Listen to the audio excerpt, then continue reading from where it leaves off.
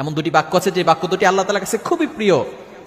খফিফাতানে আলাল লিসান, মুখে উচ্চারণ করা সহজ। সাহাবা একরাম তো হতবাক হয়ে গেলেন, আল্লাহর কাছে সবচেয়ে প্রিয় বাক্য কোন দুটি হতে পারে?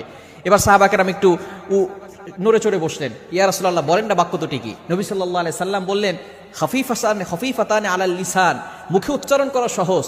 এরপরে সাহাবা একরাম আরেকটু নড়ে চড়ে বসলেন, মুখে উচ্চারণ করাও সহজ, আবার আল্লাহর কাছেও প্রিয়, এমন কি বাক্য ইয়া রাসূলুল্লাহ একটু বলেন।